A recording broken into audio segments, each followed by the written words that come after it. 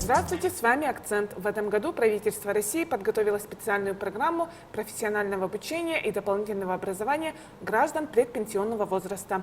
И сегодня у нас в гостях Лия Тихонова, заместитель директора Центра развития профессиональных компетенций. Лия Эдуардовна, здравствуйте. Подскажите, пожалуйста, с какими целями создавалась данная программа? Данная программа была утверждена распоряжением правительства в декабре прошлого года. И в целях во исполнение этого распоряжения данная программа у нас будет вступать в 2019 году в силу. У нас уже идет обучение. Обучение ведется с какой целью? Обучение ведется у нас в целях создания условий для занятости населения, конкретно граждан предпенсионного возраста, и содействия их трудоустройству, и исключения также дискриминации данного слоя населения. Кто назначен ответственным за реализацию данной программы? Вообще инициатива создания данной программы принадлежит Министерству труда Российской Федерации. И ответственным на федеральном уровне назначены, во-первых, это органы занятости, а также исполнительные органы власти. И непосредственно Союз, Агентство развития профессиональных сообществ и рабочих профессий, молодые профессионалы WorldSkills Россия. Кто может стать участником программы?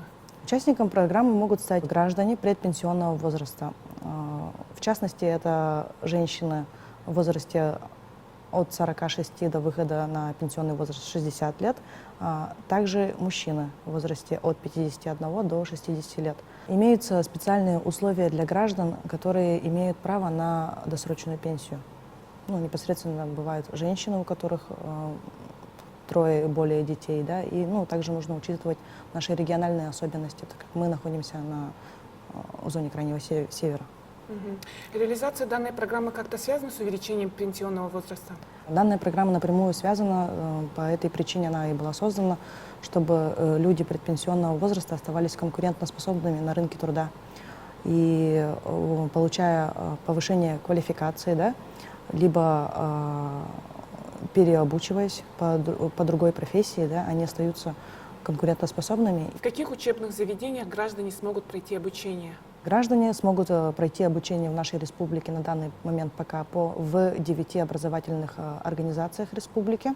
Это у нас непосредственно 8 учреждений среднепрофессионального образования и Северо-Восточный федеральный университет. Для того, чтобы получить право на обучение граждан предпенсионного возраста, эти образовательные организации проходили предквалификационный отбор. Вообще, у нас же, как я говорила ранее, у нас 3 канала реализации данной программы. Так. И Союз, Агентство молодые профессионалы WorldSkills Россия один из этих 3. И отличие и уникальность этого направления заключается в том, что здесь идет ориентация на международные стандарты WorldSkills. В этом и уникальность. То есть обучение у нас проходит по компетенциям стандартов WorldSkills. И для того, чтобы пройти отбор, наши образовательные учреждения подавали документы. Они являются активными участниками движения WorldSkills, которые проводят постоянно соревнования профессионального мастерства. Также участвуют в таких проектах, как демонстрационный экзамен по международным стандартам также. И на фоне этого они смогли пройти данный отбор. И будут как раз-таки, уже у нас идет обучение в нескольких образовательных учреждениях.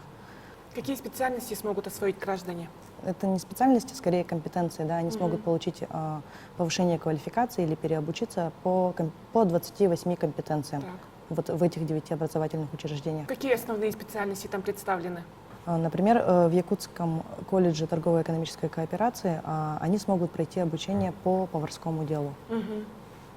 Или в Якутском индустриально-педагогическом колледже мужчины, не исключаю, что женщина, но, как правило, мужчины смогут пройти курсы повышения квалификации или переобучиться, получить образование по компетенции сварочное дело. Сколько человек планируется обучить в этом году?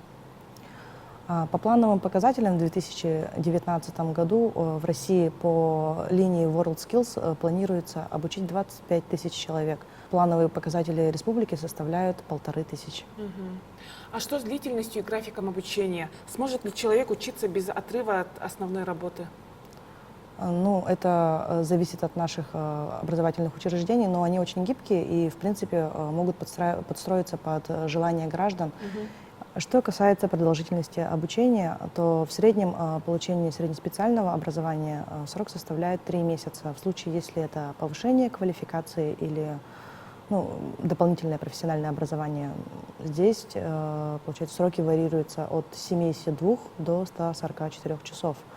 И, конечно же, граждане, непосредственно подавая свои заявления в образовательные учреждения, по их заявкам составляется график. И, конечно, их личные пожелания и личный график, несомненно, учитывается. По завершении обучения граждане получают дипломы?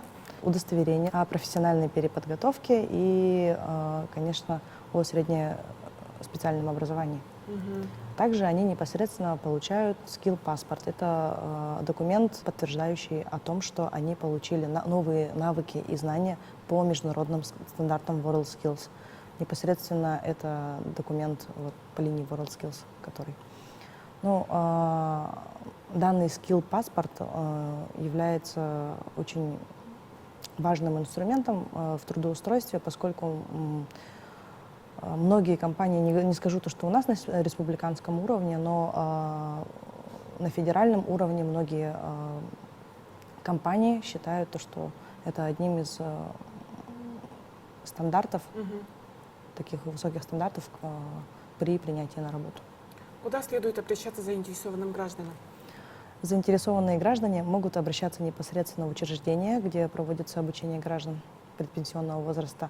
А также у нас работает горячая линия приемной компании среднеспециального образования, среднепрофессионального образования. И также у нас есть сайт Центра развития профессиональных компетенций по линии WorldSkills. И там мы размещаем всю самую свежую информацию, которую мы получаем. Лия Эдуардовна, спасибо вам за интересную беседу. Вам спасибо, Люция. С вами был «Акцент». До новых встреч.